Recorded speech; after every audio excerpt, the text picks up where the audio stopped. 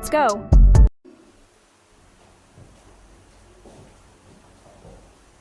Assalamualaikum. Waalaikumsalam.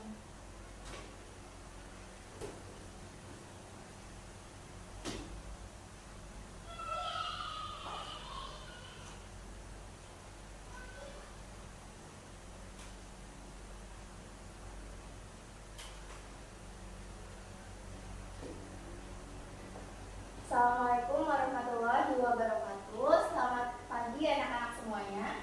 Waalaikumsalam warahmatullahi wabarakatuh. Selamat pagi, Ibu. Bagaimana kabarnya hari ini? Sehat semua? Sehat, Bu. Alhamdulillah. Jangan lupa bersyukur atas kesehatan yang diberikan kepada kita. Ibu doakan semoga semuanya dalam lindungan Allah. Terima kasih sudah memberikan respon positif kepada Ibu. Ibu senang sekali rasanya berkumpul di ruang kelas ini bersama kalian semua.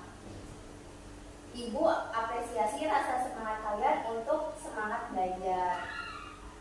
Nah, sebelum kita memulai pembelajaran hari ini, alangkah lebih baiknya kita berdoa terlebih dahulu. Siapa yang berkenan untuk memimpin doa? Ya. Mari kita berdoa menurut agama kita masing-masing. Doa dimulai. Doa selesai.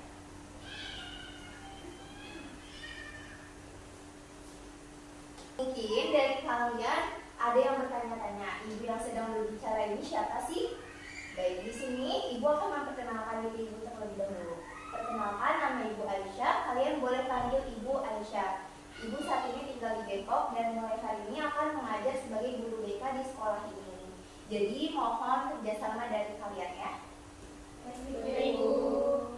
Nah, sebenarnya apa sih yang akan kita lakukan pada hari ini? Pada hari ini kita akan melakukan salah satu layanan dalam bimbingan dan konseling, yaitu layanan informasi. Apakah sudah ada yang tahu apa itu layanan informasi? Belum ya? Oke, Ibu jelaskan. Jadi secara sederhana, layanan informasi dapat dikatakan sebagai layanan yang diberikan oleh guru BK kepada siswa mengenai informasi-informasi relevan yang dibutuhkan oleh siswa. Dan layanan informasi bertujuan untuk membekali siswa mengenai pengetahuan dan pemahaman berbagai hal yang berguna seperti untuk mengenali diri, merencanakan dan mengembangkan pola kehidupan kalian sebagai siswa, anggota keluarga, dan masyarakat. Anak-anak, ibu mempunyai sebuah cerita. Jadi ada seorang pemuda, dia baru saja mendapatkan pekerjaan baru dengan gaji yang tinggi. Pemuda tersebut selalu membeli barang-barang mewah dan berfoya-foya dengan teman-temannya. Dia tidak pernah menabung untuk merencanakan masa depannya. Dia hanya mengikuti kesenangannya saja. Suatu ketika pemuda tersebut kehilangan pekerjaannya dan dia terlilit utang. Pemuda tersebut bingung, tidak tahu bagaimana cara melunasi utang-utangnya. Akhirnya pemuda tersebut terpaksa menjual barang-barangnya dan dia menyesali gaya hidupnya dan belajar untuk sederhana. Kira-kira dari cerita tadi apa yang bisa kalian simpulkan? Saya, Bu. Ya, silakan. Jadi jangan selalu mengikuti keinginan atau nafsu karena itu bukan hal yang baik. Benar sekali, meskipun itu membuat kita senang, bahagia dalam jangka pendek, ternyata kalau terbiasa seperti itu akan menimbulkan konsekuensi buruk dalam jangka panjang. Maka dari itu, topik yang akan Ibu bawakan pada kegiatan layanan ini adalah mengenai gaya hidup hedonisme di kalangan remaja. Manfaat dari adanya topik ini yaitu agar kalian mempunyai wawasan mengenai konsekuensi dari gaya hidup hedonisme, agar kalian mempunyai kesadaran tentang pentingnya antara kesenangan dengan tanggung jawab, serta untuk meningkatkan rasa syukur dan juga kepedulian kalian terhadap orang lain. Ibu harap dengan adanya materi ini kalian bisa memahami gaya hidup hedonisme pada remaja dan dapat menerapkan cara mengatasi perilaku hedonisme. Anak-anak, sebelum kita pembelajaran hari ini, Ibu harap kepada anak-anak semua untuk berpartisipasi secara aktif dan melakukan keterbukaan seperti berbagi cerita. Jika ada yang mau disampaikan, sampaikan saja. Ah Bu, malu nanti kalau saya cerita ada yang bocorin. Tenang, jika ada teman yang menceritakan hal yang bersifat privasi, kita jaga, tidak boleh disebarluaskan kepada siapapun. Dan selama kegiatan ini berlangsung, Ibu mengajak anak-anak semua untuk mengikuti kegiatan ini sesuai norma yang ada, seperti menjaga etika, mulai dari duduk memperhatikan, tidak sibuk dengan urusan masing-masing, saling menghargai, dan semisalnya Ibu nanti menayangkan hal lucu, Ibu minta kalian tidak tertawa terbahak-bahak. Sampai di sini bisa dimengerti? Bisa. Bagus. Selanjutnya, agar kegiatan kita berjalan dengan efektif, kalian perlu mengetahui tata cara mengikuti kegiatan ini. Kita akan mempelajari materi ini menggunakan metode studi kasus, di mana tahap awalnya Ibu akan mengorientasikan kalian, yaitu Ibu akan menjelaskan sedikit materi beserta kasus permasalahan. Kemudian tahap kedua, Ibu mengorganisasikan kalian, yaitu Ibu akan membagi kalian menjadi 2 kelompok. Kemudian Ibu akan membimbing penyelidikan kelompok, yaitu karena setiap kelompok nanti akan berdiskusi dan mengerjakan LKS selama 8 menit. Tahap setelahnya mengembangkan dan menyajikan karya. Kalian akan menyusun laporan secara rapi. Kemudian di tahap terakhir ada menganalisis dan evaluasi pemecahan masalah, yaitu kalian akan tampil presentasi dan dibuka sesi tanya jawab bagi kelompok yang maju. Sampai di sini masih ada yang belum dimengerti? Tidak. Baik, langsung saja kita ke materi ya.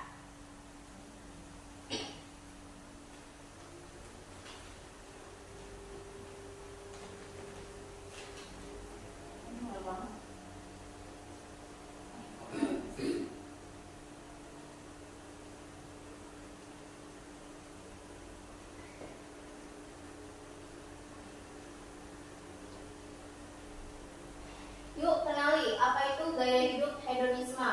Kata hedon berasal dari bahasa Yunani, artinya itu kesenangan.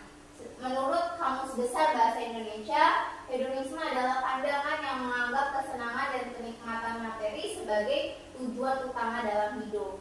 Jadi kesimpulannya di sini ada menurut Hasibuan 2018, hedonisme merupakan gaya hidup seseorang yang bertujuan untuk mencari kesenangan dirinya dengan cara mewujudkan apa yang diinginkannya tanpa mempertimbangkan kegunaan dan manfaat lain selain demi kebahagiaan dirinya.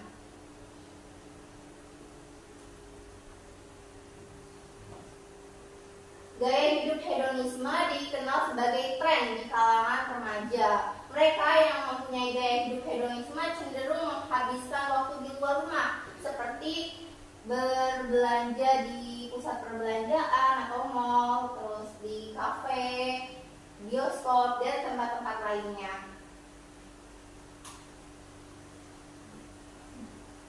Ciri-ciri gaya hidup hedonisme. Yang pertama ada konsumtif. Konsumtif itu memenuhi nafsu atau keinginan maya semata dan mengutamakan penampilan luar saja. Yang kedua, ingin segala sesuatu yang serba mewah agar menjadi pusat perhatian bagi orang lain. Yang ketiga, cenderung lebih egois dan dapat melakukan segala cara untuk memenuhi kesenangannya walaupun cara tersebut akan merugikan orang lain. Yang keempat, pilih-pilih teman. Mereka yang bergaya hidup hedonisme cenderung hanya berteman dengan orang-orang yang satu level saja dengan mereka. Dan yang kelima, antisosial dan jauh dari agama.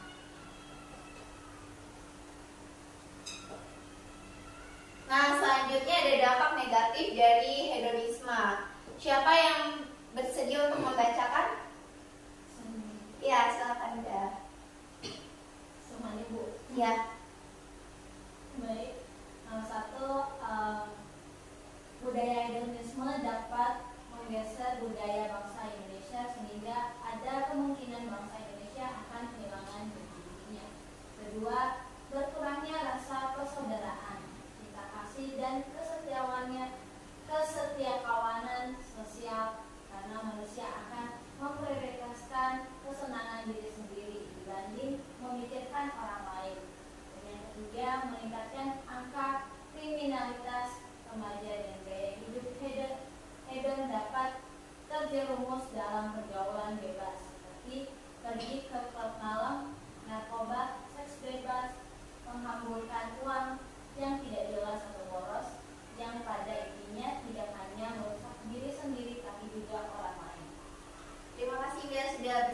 membacakan. Ya.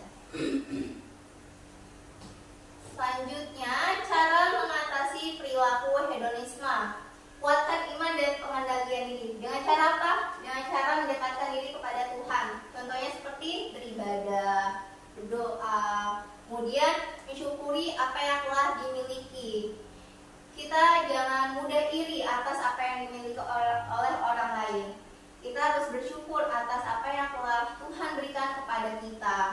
Kemudian hidup sederhana. Maksudnya adalah mengutamakan kebutuhan daripada keinginan semata atau tuntutan nafsu kita. Kemudian ada memanfaatkan uang dengan bijak. Contohnya dengan cara menabung, tidak menghambur-hamburkan uang. Siapa di sini yang sudah terbiasa menabung? Bagus. Itu lanjutkan ya kebiasaannya. Yang terakhir, selektif dalam memilih teman. Anak-anak, tidak semua orang itu dapat dijadikan teman. Kita harus pintar-pintar memilih dengan siapa kita berteman, karena yang teman akan mempengaruhi kepribadian dan cara berpikir kita.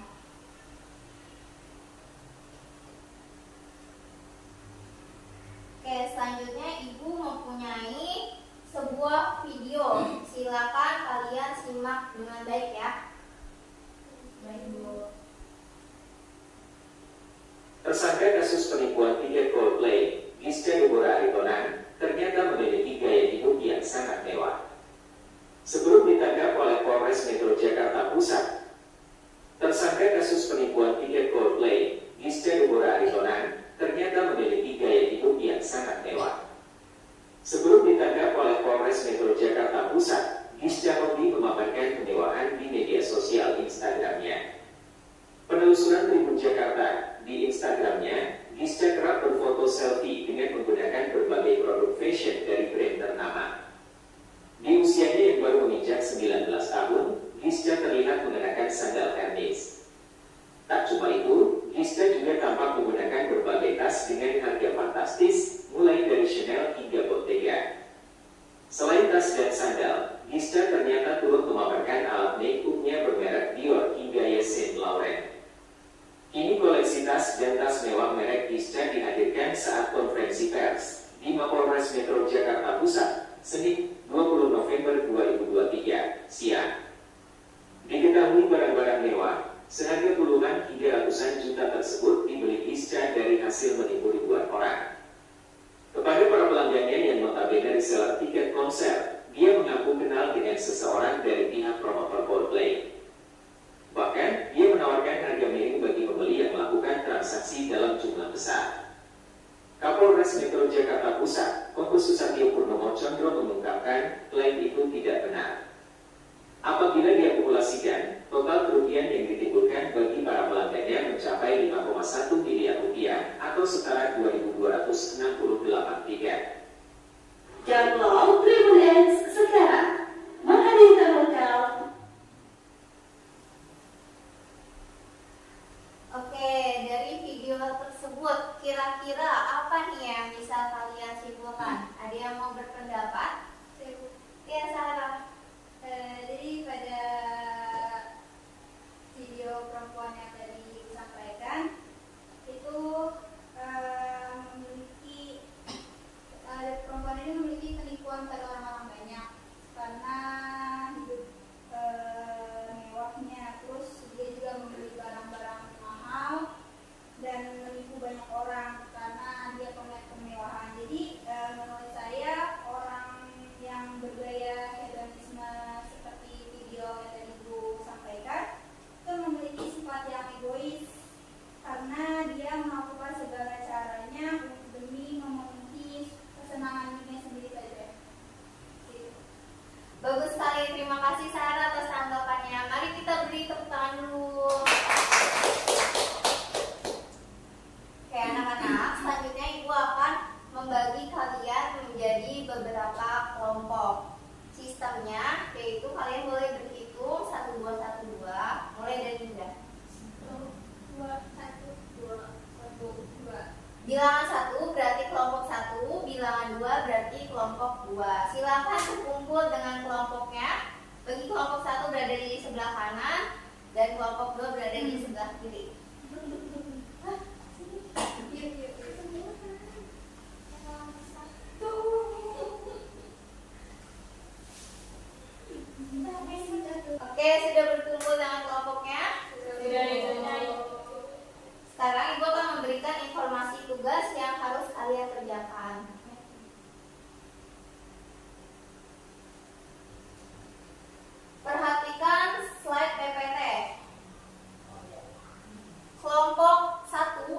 ganjil akan mendapatkan kasus A. Sementara kelompok yang genap atau 2 akan mendapat kasus B. Bisa dimengerti? Bisa. Oke, kalau sudah, Ibu akan membagikan saja lembar kerjanya. Kelompok 1. Ini Bu kelompok 1.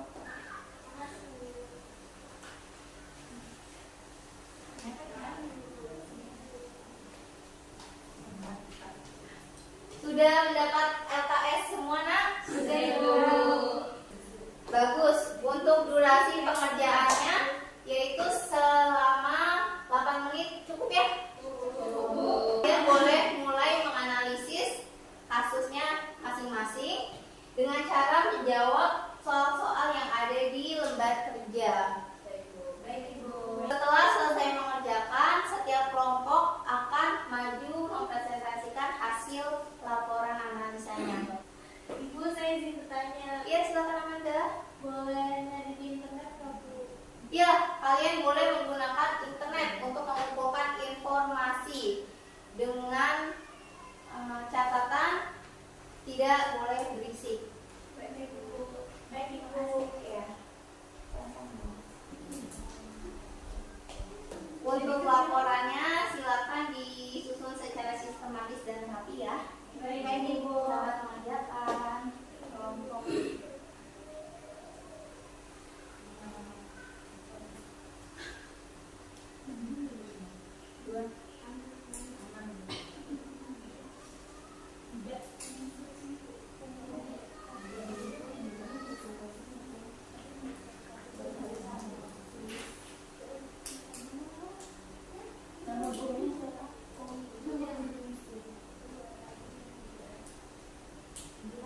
Ada kesulitan? Tidak, ya, Bu. Kelompok 1 bagaimana, ada kesulitan? Tidak ada, Bu. Sudah sampai mana nih? Kami lagi ngerjain yang nomor 2, Bu. Oke. Semangat ya. Makasih, Bu.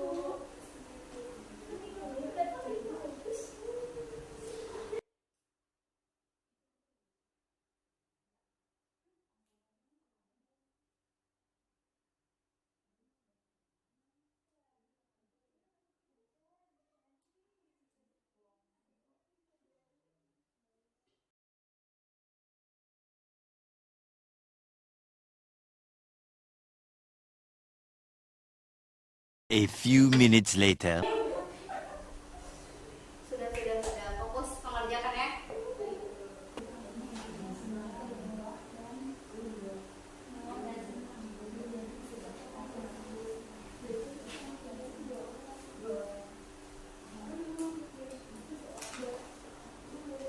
Gimana nih progresnya?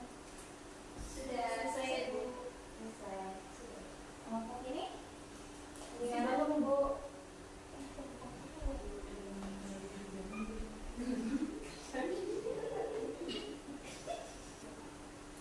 Oke, waktunya sudah habis. Apakah sudah selesai mengerjakan tugasnya? Sudah, Bu. Baik, kalau sudah silakan kembali duduk yang rapi.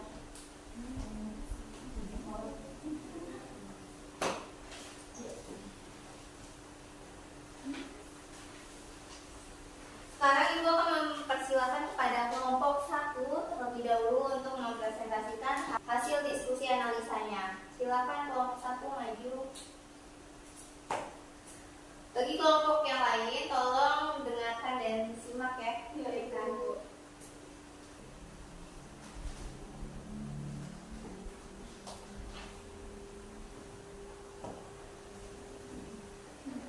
Baik, kami dari kelompok 1 akan memaparkan hasil diskusi kami. Pertanyaannya, sebutkan bentuk gaya hedonisme seseorang tersebut.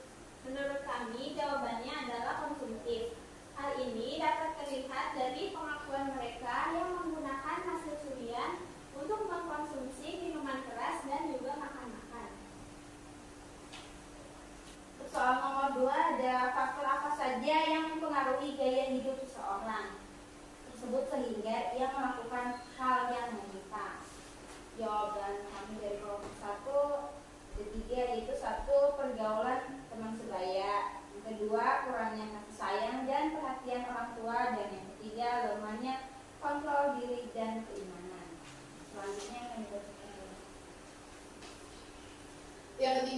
dia jelaskan dampak dari gaya hidup hedonisme seseorang tersebut berdasarkan kasus dan berikan solusinya.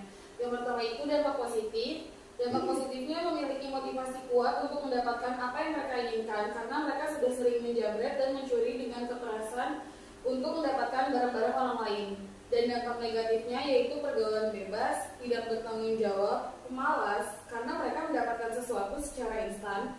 Terus tidak memiliki empati, egois, atau mementingkan kesenangannya untuk dirinya sendiri walaupun kesenangan tersebut bertentangan dengan norma dan merugikan orang lain.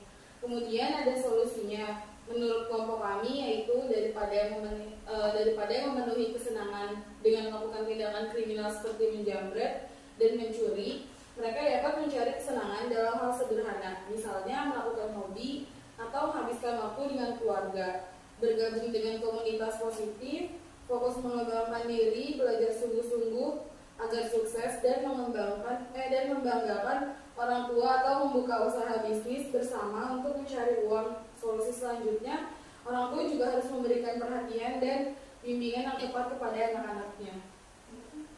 Sekian presentasi dari kelompok kami. Ada yang ingin bertanya? Ya, silakan Sarah. Ajukan pertanyaannya.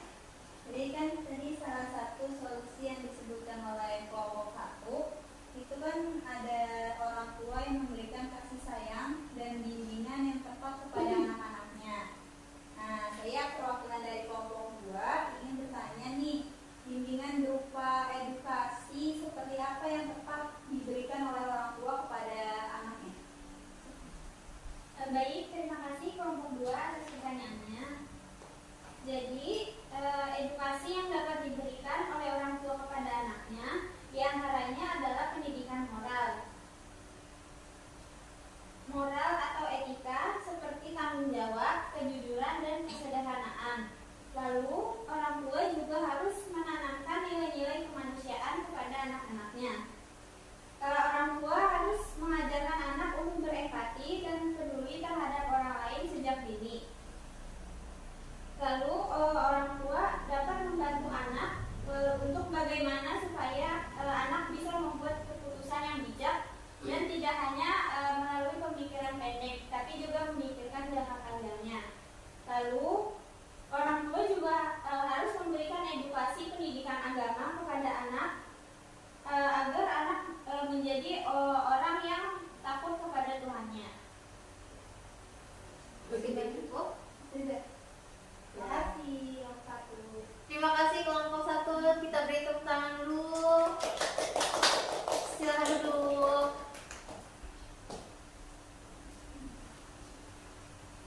Sekarang Ibu akan mempersilahkan kelompok 2 untuk maju mempresentasikan hasil diskusi kelompoknya. Silakan maju.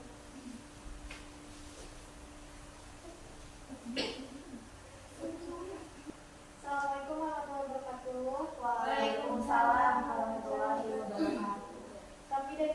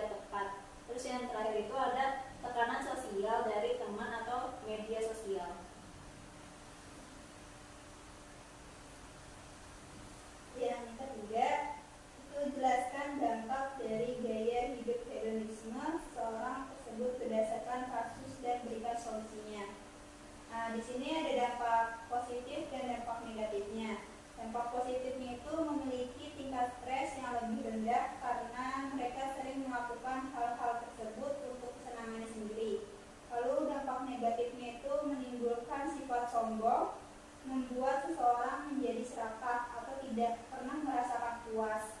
Lalu ada boros, yaitu atau mengeluarkan uang untuk membeli barang-barang tanpa memperdulikan manfaatnya. Nah, solusinya itu memanfaatkan dana beasiswa dengan bijak dan amanah. Terus yang kedua, mengutamakan kebutuhan daripada keinginan. Lalu ada senantiasa bersyukur atas apa yang dimiliki, dan yang terakhir kita harus berlatih untuk menabung. Baik, itu saja pendapat dari kelompok kami. Apakah ada yang ingin ditanyakan? Yuk, kita bertanya. Saya ingin bertanya. Ya, Rahma. Sebelumnya perkenalkan, nama saya Rahma Maria. Di sini saya perwakilan dari kelompok 1 ingin bertanya. Menurut kelompok kalian, bagaimana sih tips untuk mengutamakan kebutuhan daripada keinginan? Silakan dijawab. Baik, menurut kelompok kami, yang pertama pahami perbedaan kebutuhan dan keinginan. Contohnya kebutuhan itu seperti pendidikan, kesehatan, sedangkan keinginan itu bersifat sesaat, berubah-ubah seperti gadget baru, pakaian, atau tas branded. Yang kedua, ketika muncul rasa ingin membeli barang yang tidak penting, kita bisa menahan diri untuk menunda membeli barang tersebut, misalnya selama sebulan, karena keinginan impulsif akan memudar seiring waktu. Yang ketiga, membuat skala prioritas, dan yang keempat, membiasakan hidup hemat. Apakah bisa dimengerti? Bisa dimengerti. Terima kasih kelompok 2. Oke, beri tepuk tangan dulu untuk kelompok 2. Terima kasih, silakan duduk.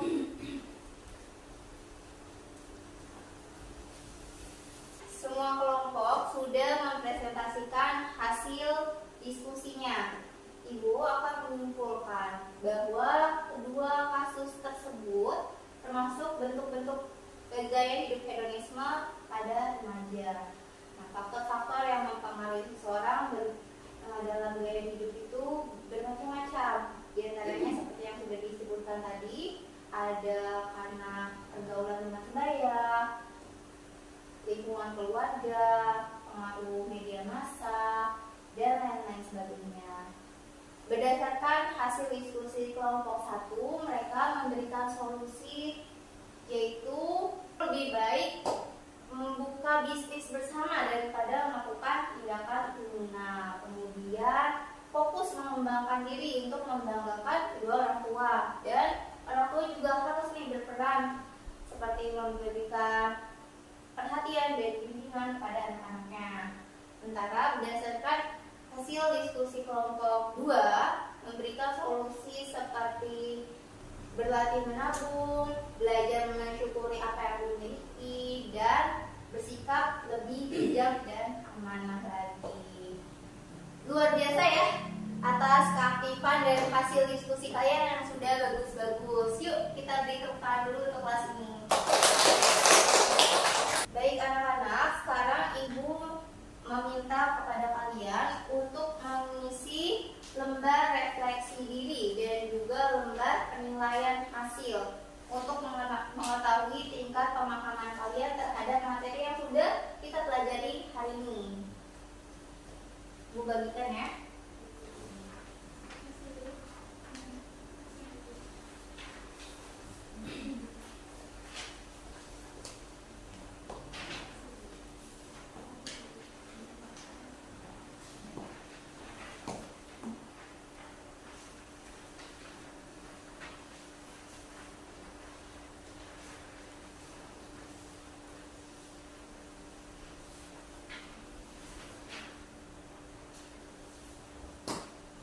Sudah didapat semua? Sudah, Bu. Yuk segera diisi ya. Jika sudah langsung saja dikumpulkan pada yang paling depan.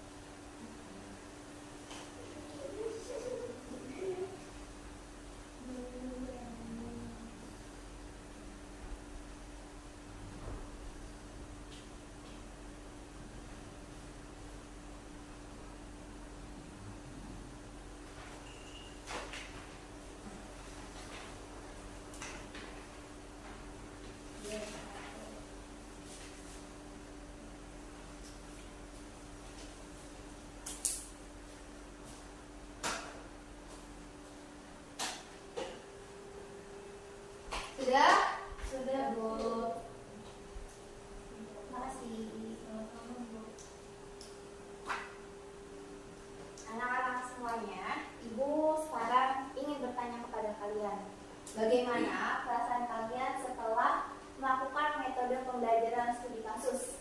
Senang Bu, asik bisa menambah wawasan baru. Oke, menyenangkan ya. Jadi belajar hal baru.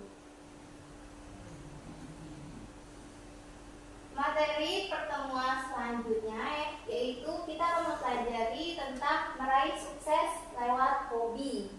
Kalian boleh cari tahu terlebih dahulu di internet atau di buku-buku perpustakaan, ya.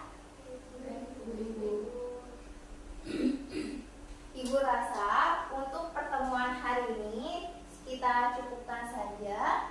Semoga apa yang kita pelajari hari ini dapat kalian pahami dengan baik dan dapat berguna untuk kalian.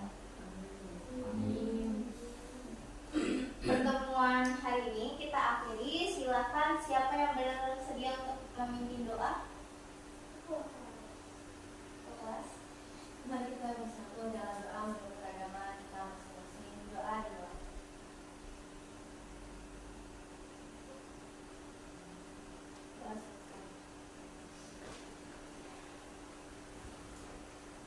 Terima kasih anak-anak atas antusiasme kalian hari ini. Ibu mohon maaf jika ada kesalahan kata ataupun sikap. Ibu izin pamit keluar ya. Assalamualaikum warahmatullahi wabarakatuh. Waalaikumsalam warahmatullahi wabarakatuh. Terima kasih Bu. Iya, sama-sama.